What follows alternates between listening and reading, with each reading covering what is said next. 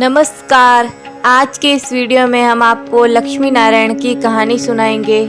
एक समय की बात है, भगवान नारायण लक्ष्मी जी से बोले, लोगों में इतनी भक्ति बढ़ गई है कि सब नारायण नारायण करते हैं। तो लक्ष्मी जी बोली, आपको पाने के लिए नहीं, मुझे पाने के लिए बोलते हैं। तो भगवान नारायण बोले कि लोग लक्ष्मी लक्ष्मी ऐसा जाप तो नहीं करते।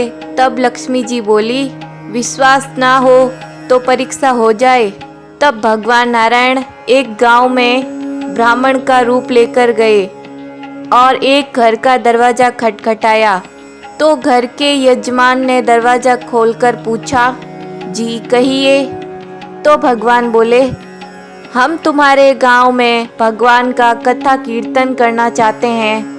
यजमान बोले, ठीक है महाराज, जब कथा होगी आप मेरे घर में ही रहना।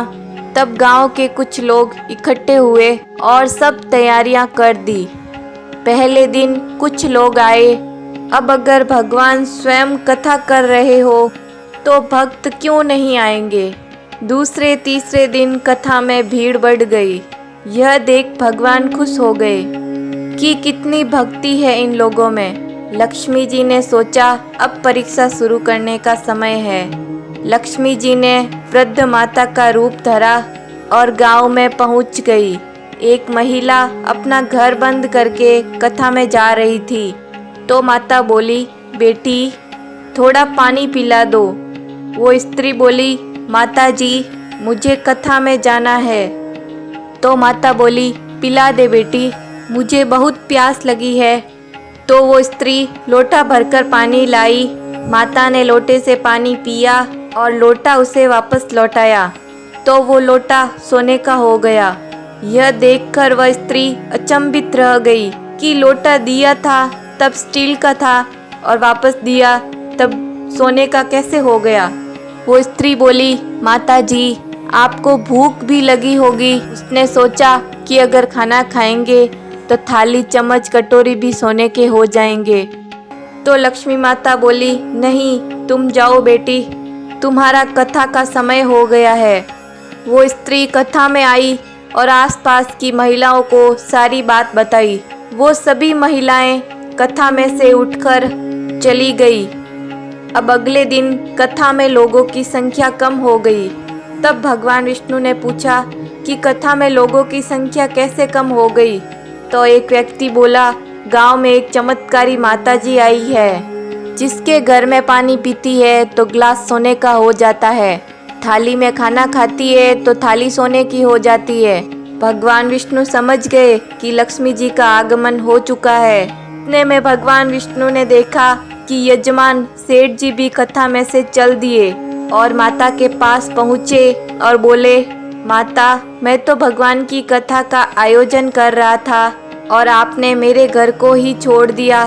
तो माता बोली कि मैं तो तुम्हारे घर में सबसे पहले आने वाली थी, लेकिन देखा कि तुम्हारे घर में तो कथा चल रही है और कथाकार भी तुम्हारे ही घर में ठहरे हुए हैं। ये सुनकर सेठ जी बोले, बस इतनी सी बात, मैं अभी उन्हें निकलवा कर धर्मशाला में कमरा दिलवा देता हूँ। जैसे ही भगवान घर आए तो सेठ जी बोले, महाराज आप अपना बिस्तर समेटिए, क्योंकि आपकी व्यवस्था आज से धर्मशाला में कर दी गई है। तो भगवान बोले कि अभी तो कथा के 4-5 दिन बाकी है। सेठ जी बोले, नहीं नहीं आप जल्दी कीजिए, किसी और मेहमान को ठहराना है।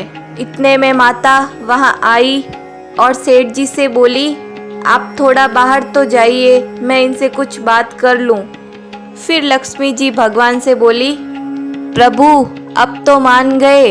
तो भगवान नारायण बोले, हाँ लक्ष्मी, तुम्हारा प्रभाव तो काफ़ी प्रभावशाली है, लेकिन मेरी भी एक बात तुम्हें माननी पड़ेगी कि तुम यहाँ आई जब संत के रूप में। मैं यहाँ आया, जहाँ संत कथा कहेंगे वहाँ तुम्हारा निवास जरूर होगा। यह कहकर नारायण ने बैकुंठ के लिए प्रस्थान कर लिया। अब अगले दिन सेठ के घर के बाहर सभी गांव वालों की भीड़ इकट्ठी हो गई। सभी चाहते थे कि माता सभी के घर बारी बारी से आए, पर ये क्या, लक्ष्मी माता ने सेठ और सभी गांव वालों से कहा, अब मैं भी यहाँ से जा रही हूँ। तो सभी बोले, माता ऐसा क्यों, क्या हमसे कोई भूल हुई है? माता बोली, ये तो मूर्खों का गांव है, मैं वहीं रहती हूँ जहाँ नारायण का वास होता है, संतों का कथा वाचन होता है। आपने नारायण को तो निकाल दिया, फिर मैं यहाँ कैसे रह सकती हूँ? ऐसा कहकर माता लक्ष्मी वहाँ से चली गई। तो दोस्तों, कैसी लगी आज की ये लक्ष्मी नारायण की कहानी? हमें कमेंट बॉक्स में लिखकर ज़रूर भेजिएगा और साथ ही हमारे इस चैनल को सब्सक्राइब करना ना भूलें।